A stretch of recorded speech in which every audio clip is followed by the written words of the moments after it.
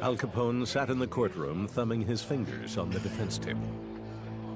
It was October 1931. At the age of 32, he was already one of the most calculating and cold killers of all time. He was responsible for 300 murders. It seemed he had his hand in every illegal business in Chicago. And he was in court for not paying taxes. It had taken 3 years to get him here. 3 years of death threats, undercover work, and planning. The men responsible have remained, for the most part, unnamed for the past 70 years. That's the way they wanted it. It all began here, in Chicago in 1924. In a city that seemed willing to live with this, in exchange for the luxury of getting a drink. Prohibition had been in effect for 9 years. The federal ban on the sale and drinking of alcohol had divided friends and acquaintances, and even entire towns, into two camps, dry or wet.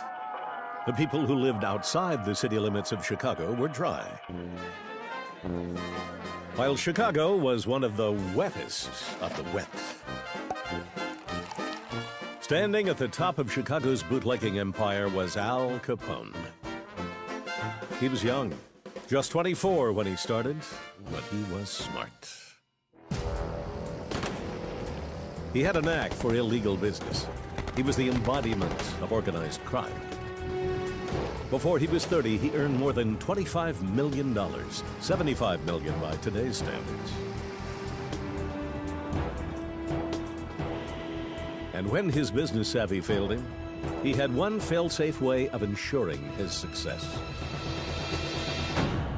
He got rid of the competition. His gang rule was in the headlines routinely. Under his command, Chicago had become a city terrorized by the violence of bootlegging wars. Police and judges, even the city's mayor, were on Capone's payroll. Few murders were investigated, and those that were often ended without conviction. But one day in 1929, Capone made a mistake. It was 10:30 in the morning of February 14th, when Capone's men entered a warehouse on Chicago's north side. 6 members of the Bugs Moran gang were inside, along with an optometrist who liked to hang around them. Moran was supposed to be there too, but he was late. They'd been taken in by a fake phone call, promising a truckload of hijacked whiskey at a bargain price. Capone had orchestrated what would happen next. The way he saw it, he owned bootlegging in Chicago. No one muscled in on his business. With Capone safely tucked away at his Miami home, his plan was carried out. 2 of his men, dressed like policemen, entered the warehouse first and lined the Moran gang up against the wall. The men griped about it, gave a little lip, but didn't resist. They knew the drill of what looked like a routine bust. Once they were facing the wall, 2 more of Capone's men came in.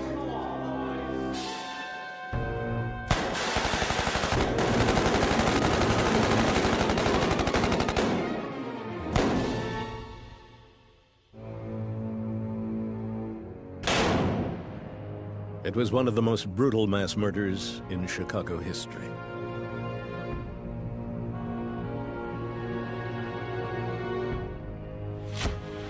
The St. Valentine's Day massacre was captured in a photo and made international headlines.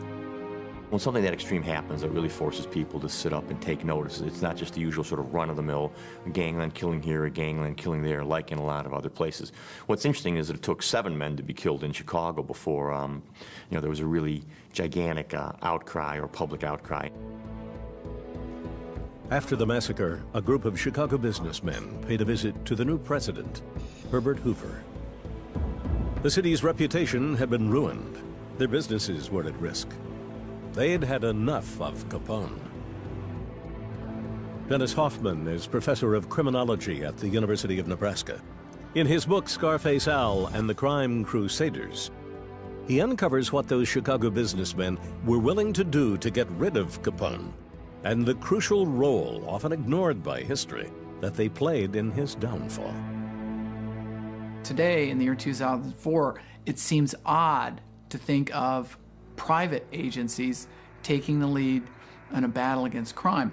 But back in Chicago in the 1920s, the thinking of business people was that if there was an important problem, it should not be left up to politicians, but rather businessmen themselves needed to form private agencies to address problems. And that, in effect, is what happened in the case of Al Capone. 6 names stood out.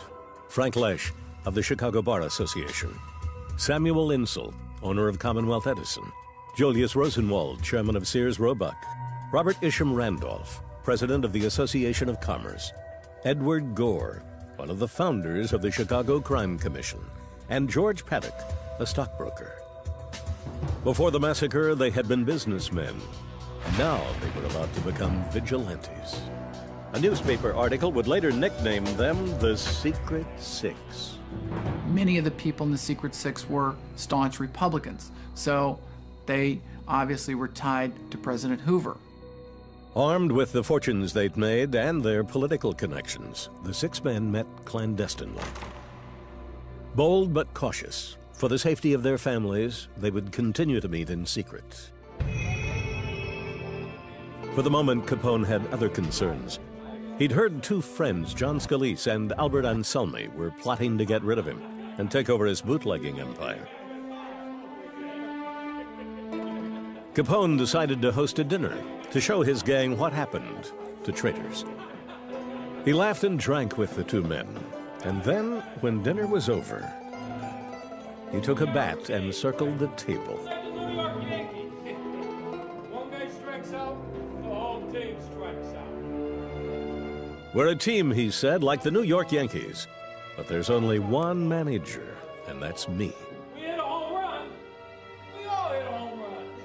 It's good for the team. When he reached the 2 men, he raised the bat and clubbed them to death. What are you doing? Stop it!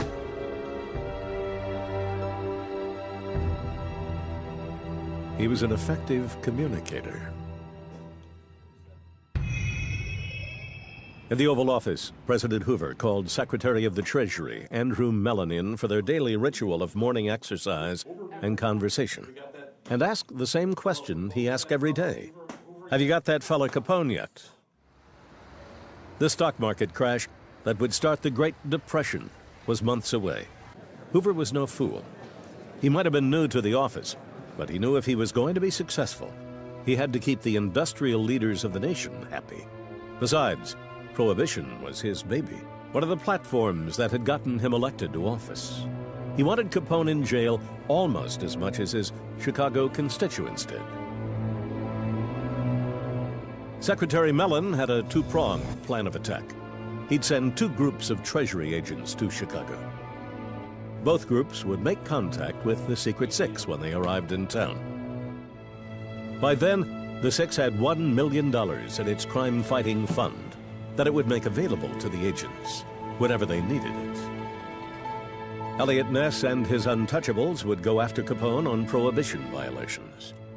While Ness made headlines, the other group of agents would work more covertly to infiltrate the Capone gang and try to uncover information from Capone's own people about how he conducted his business. Special Agent Frank Wilson would coordinate intelligence and evidence. Agent Mike Malone would put his life on the line and try to infiltrate the Capone gang. His cover, being invented back at headquarters, was that of a small-time Philadelphia hood.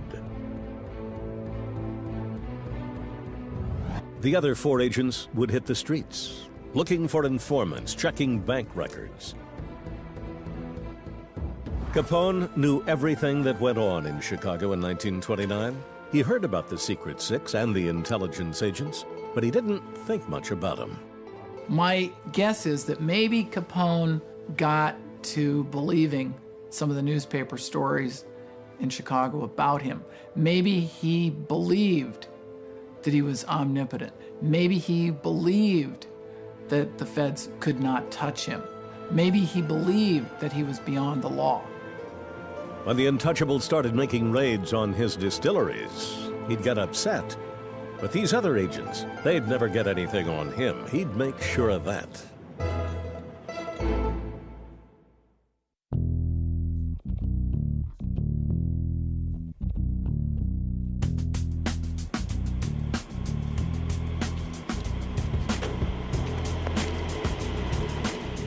It would be easy to say that Al Capone was nothing more than a menace to society. A ruthless killer who unleashed a crime wave in Chicago that has never been duplicated and gave the city a reputation it still hasn't completely shaken off.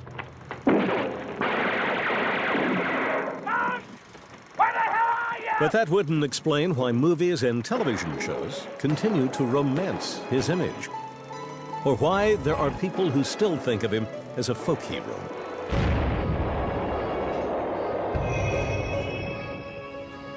He came to Chicago from Brooklyn in 1924, following a mentor, and became one of the youngest crime bosses in history.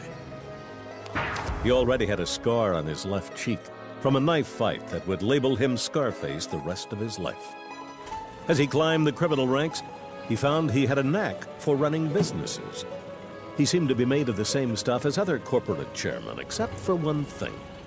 His way of firing traitors or dealing with competitors came from a dark part of his soul that only murderers know. Loyalty earned people safety from Capone. Those who risked being his enemy never had a chance. His killings were cold and ruthless. In his 7 years as Chicago's mob boss, he was responsible for more than 300 gangland murders. But Capone didn't see himself as a criminal. He thought he was smart and charismatic enough to be popular. People treated him like a celebrity. He didn't act like a murderer. If it weren't for the St. Valentine's Day massacre, things might have gone on that way in Chicago for a long time.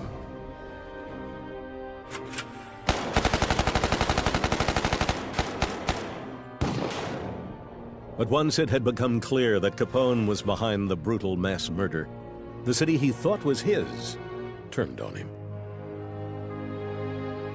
By the end of 1924, the Secret Six, the Chicago businessmen turned civic vigilantes, were making progress in their plan to get rid of Al Capone. The members each had their reasons for wanting Capone out of Chicago. Frank Lesh, a devout Christian and survivor of the Great Chicago Fire, saw it as a public service. George Paddock, who had become a U.S. congressman worried about the effect on the poor. Robert Isham Randolph had commanded troops in World War I and saw this as a different kind of war. Collectively, their motives were simple. They didn't think the city was safe for decent citizens with Capone and his gang around. Once they decided to take action, things had quickly fallen into place. They secretly began a campaign to get other businessmen to contribute to their fund.